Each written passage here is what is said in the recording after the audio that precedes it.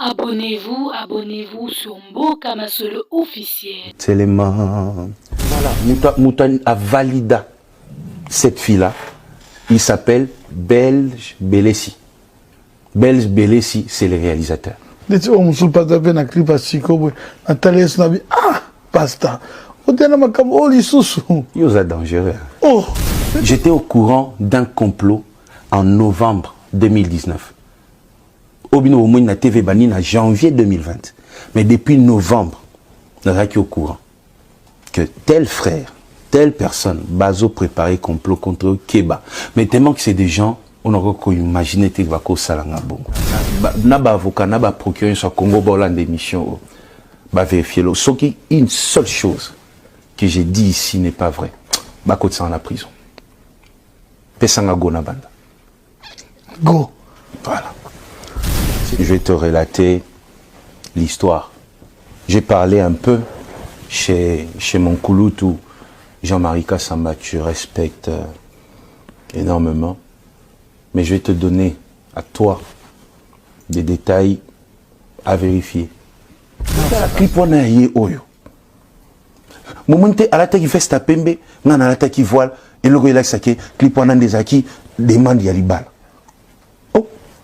Na mwen kandoche ndenge réaction na ndose na ngai na procureur na ba avocat na ye na ba tio sotuche oh audience spéciale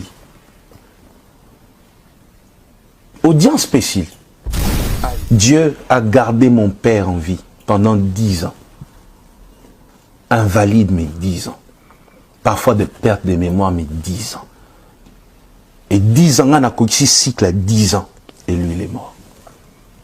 Le 30 août, il est parti. Et quand on a postulé, j'étais éligible. Parce que j'avais fait 10 ans à la tête d'une église. Qu'on craigne Dieu, mon frère. Dieu est vivant.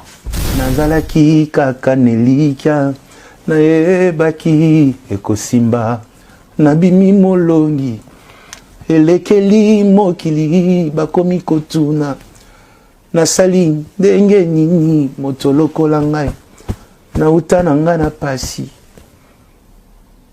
Je chante que ma vie. J'ai eu dans ma vie des amis oyo luka ba encourager nga na mabe pour na intérêt na bango pour amoni que so na landi nzela na mabe bango ba vivre na sima ya eloko. Par rapport à ce qui est traversé au Lati couronne. Dieu m'a couronné, mon frère. Ça, il faut que je le dise. Il m'a eu. Pour moi, le 1 million de vies le plus sucré. À cause de l'histoire. Donc j'ai chanté pour ma petite sœur et parce que j'étais un peu jaloux de la chanson Malou. C'est ça la vérité sur Yeoyo. Ils ont monté ma mabé. Non, j'aime bien. Mais c'est vrai, après ces moments de joie, oui. Après moment il y a qu'à réaliser le komoko. Oui. Combat moyoya. Un grand combat. Pasteur Mambo procès Kei. On vous a accusé de beaucoup de choses, oui. Viol et tant d'autres. Oui. Sans pour autant qu'on t'en a détaillé. Pour promettre une cause à la sincère. Moïse Mbia Lobelangai, Pasteur Moïse Lobelangai, l'artiste Alobelanga. Ces 3 personnages avec son cœur. Comment est-ce que tu as traversé ces moments? Les plus durs n'étaient même pas le procès. Je vais te relater l'histoire. J'ai parlé un peu chez mon Kouloutou, Jean-Marie Kassamba, tu respectes énormément. Mais je vais te donner à toi des détails à vérifier. Merci. Parce que quand vous allez dans un parquet, vous êtes entendu, hein, procès verbal. Vous voyez ça? Et tout ce que j'ai dit est écrit au parquet. Donc, ceux qui ont ici, avocat va lever copie, de benga ango, bimiselo makambu nyoso na loba. Ceux qui na lobby, une seule chose qui n'est pas vraie ici, et que vous vérifiez, na avocat, na procureur sur Congo, ba démission, va vérifier. Ce qui une seule chose que j'ai dit ici n'est pas vrai. Ba côté ça en la prison. Pesanga go na banda. Go. Voilà. C'était quoi le deal? Moïse Mbiye n'acceptera jamais de venir au parquet. Alors, si il ne vient pas au parquet, il faut sikoyo, bakanga ba humilier. Même si l'histoire est bima faux après, mais au moins ba humilier qui a 2 heures du temps mon boy. Tu vois? Yango monique nazaki na France. Babandi Moïse Mbiye akimi, Moïse Mbiye akimi, ba luke na Interpol. Na zo avion. Na kata makamu nyoso nazaka na Lyon. Na kati nyoso na Paris, na zo avion, na kiti na aéroport Anji. Rendez-vous na parquet, na komi ozela. Ba pesi mukola rendez-vous, na koma parquet 6 heures du matin. Na koti siko. Bato ba funda kingai. Na ba avocat. Ba yokike Moïse Mbiye aye akimite. Siko yo bango na idée na bango zaki aroyate parce que toi na preuve te to samba na bisote to chakaka ndenga ba congolais kaka loyenge kaka bakangie nanu bakena eboye ba memi eboye et jemo ya weekend basali jemo ya weekend ala nanu c'était ça so ngana yi na miyelinga moko baboyo kota na salle ya audience ba soda ba policier ya parquet nde ba luka bango ba zui bango libanda ba yena bango ba koti na kati ngaye nga na vandi we nga otala bango we en personne na petoli solo nezaki ba betolo ba détail pour l'ente peut-être ba confondre beaucoup kana yo moko na signé ezama na zolo ba na biso ke eza enregistré na parquet à Gombe so yo kali solo ton na komi batuni ndeko oyebiye abi oui na yebiye azanani azali copain na ngai ngape na vandi na otalaka copain na yo bondo kutana wapi na ndaku na ye depuis combien d'années depuis nazaka mineur et tout ça buena boy et sili ok siko okoki ko prouver que makambolobi eza ya solo batuni ndako avandaka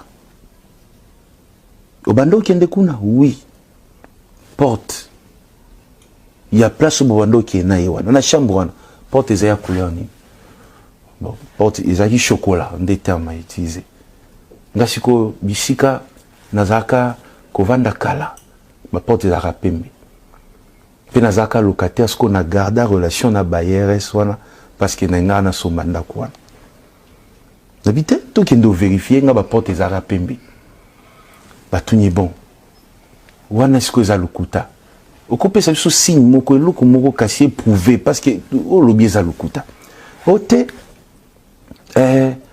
ba série tozaka na matanga place na kutanaka na telle personne matanga wana nazalaka mineur et au salake moto baziki parquet lingi tinda pour que ça descente place matanga wana yande konaye makamyo sono lobo au moins les ambassades makam inspecteur ya parquet matango bazo kosa wana matanga ndeko inspecteur mo bité matanga wana ezaki na date wana te parce que mutakufaki ndeko nanga babi bon lukelo mususu Moïse Mbiye te azana tatouage na mukongo na telemi na tche mukongo nanga na bingai na koli na église na botami na église ndenge mona nga bwendeko nanga likaya na melate ata champagne na melate na mela 20 car na Sainte Seine auto célébrer na église boîte de nuit na kota te tatouage ni na ochana mukongo na telemi boy abi procureur yo moko tala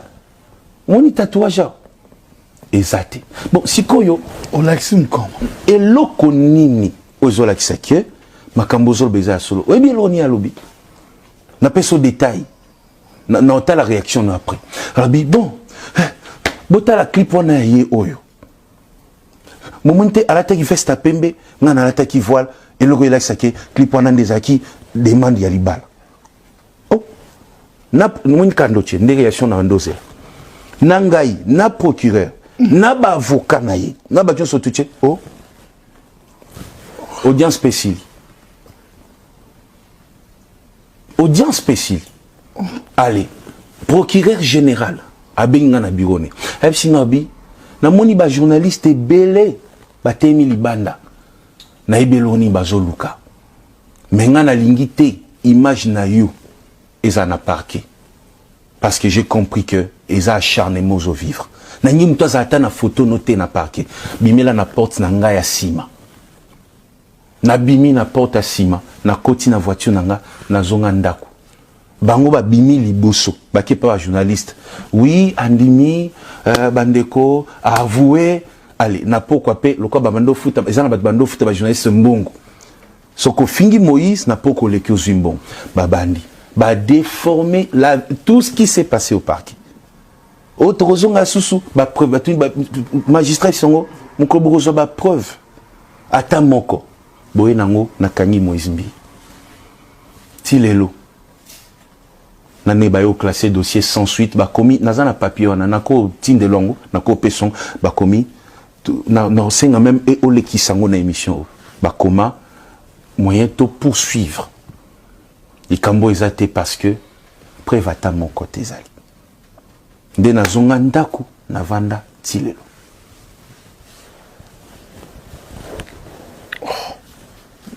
onyo solo ba e komama procès verbal nde ba benga ngo nde vérité o ileka na parquet une seule fois nde na zonga ndako tilelo nazonga sous deuxième fois na parquet.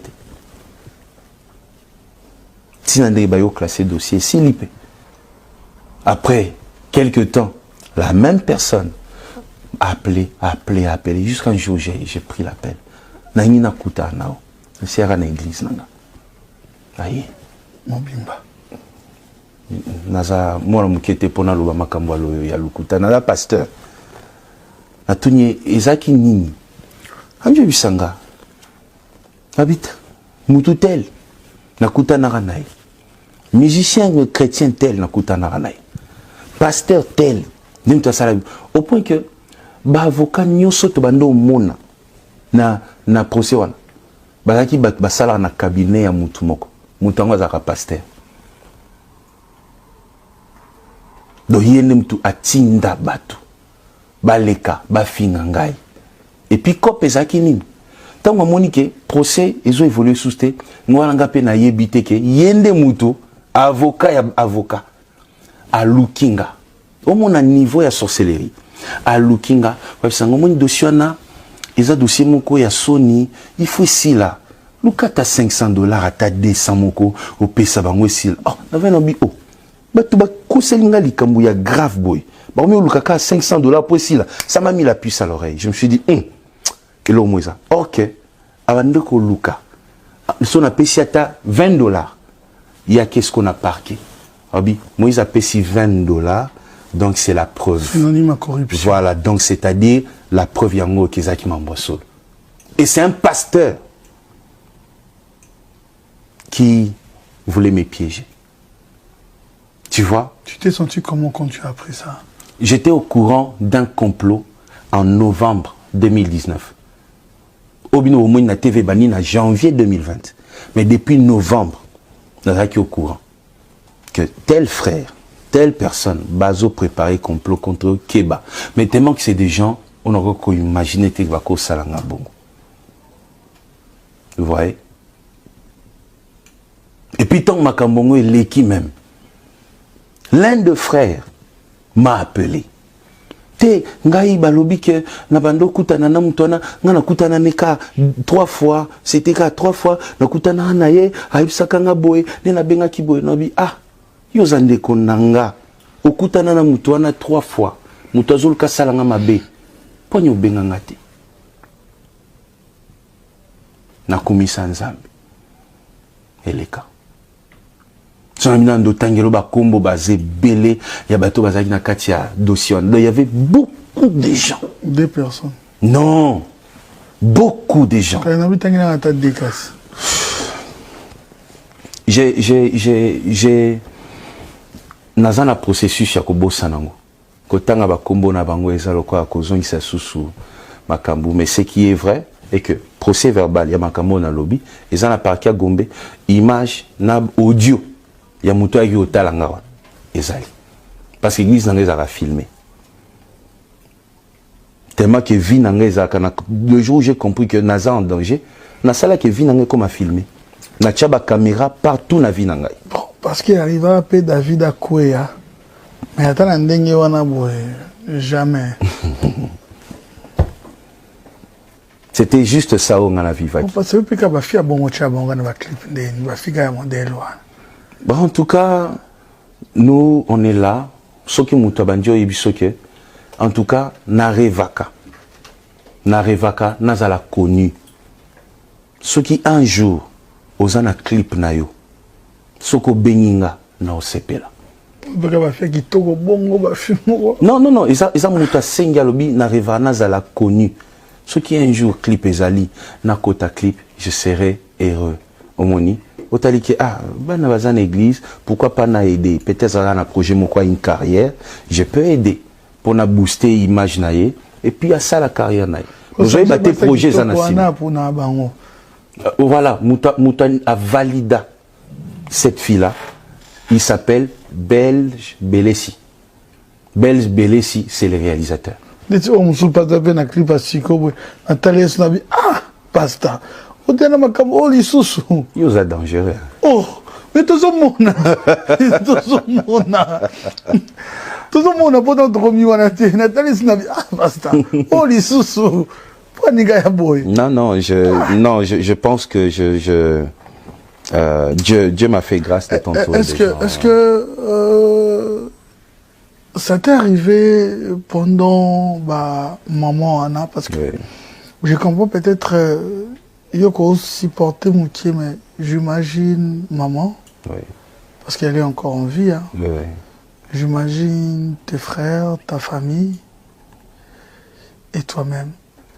Est-ce que, pendant comme il y a un moment de pleurer, de ne pas comprendre ni d'Adam, ni d'Ève, pourquoi toi, et un sentiment aussi de peur ou un sentiment d'abandonner? Na album nanga sikao na embisu nzembo mususu. Nzembo wana na sala ki yango na moment wana ya pasi.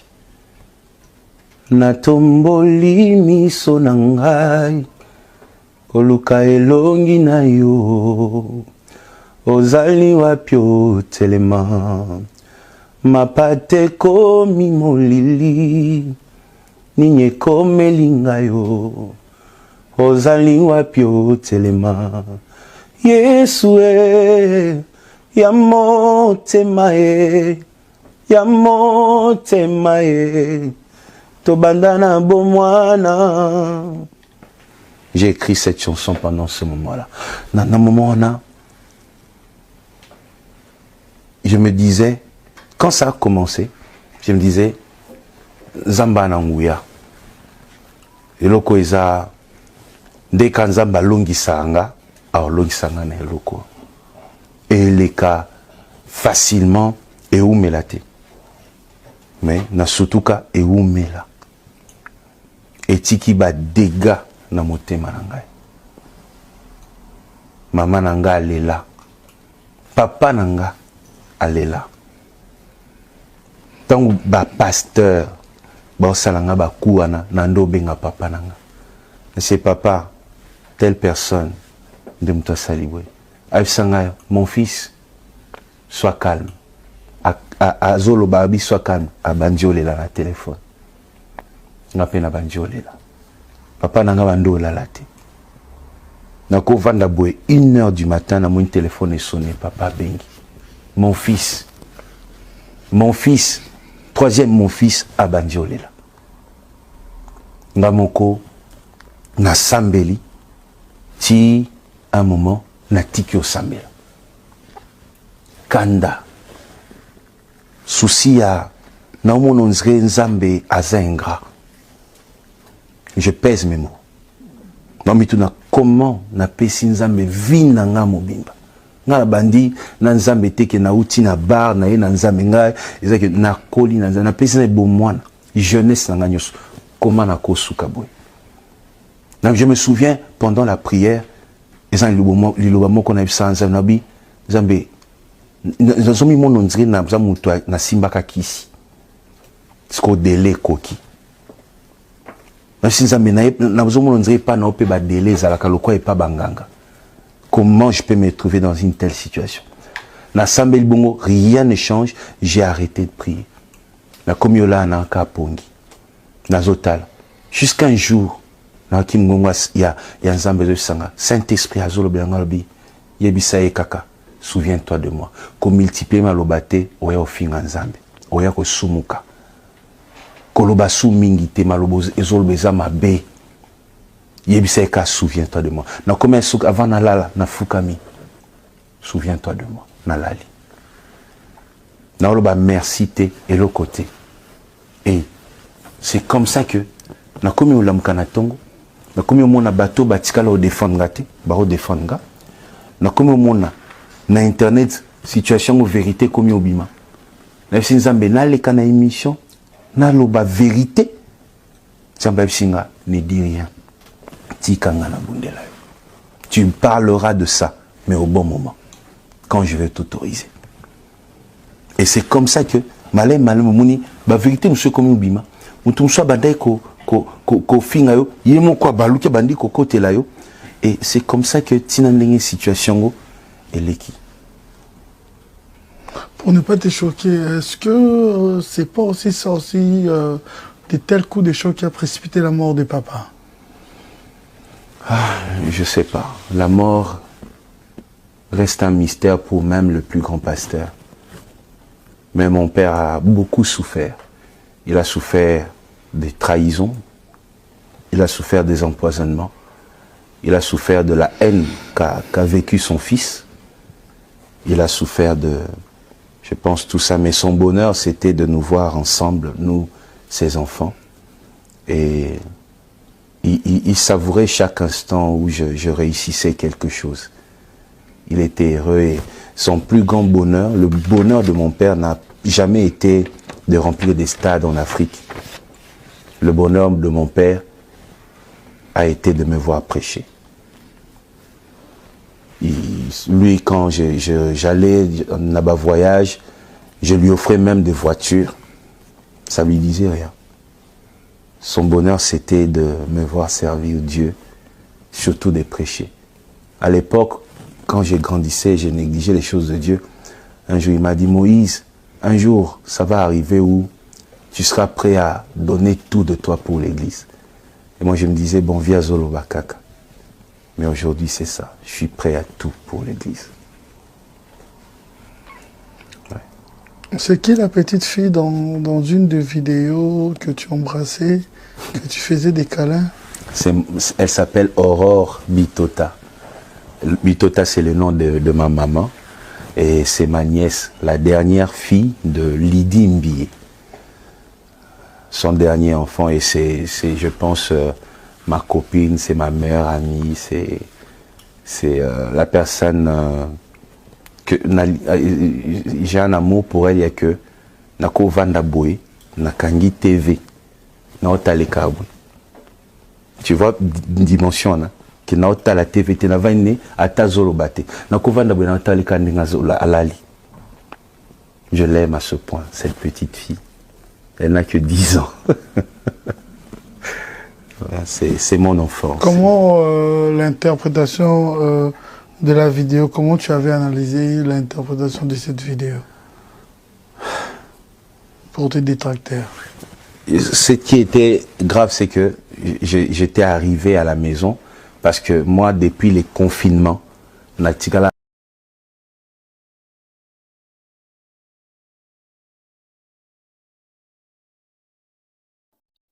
Très chers téléspectateurs, si c'est pour la première fois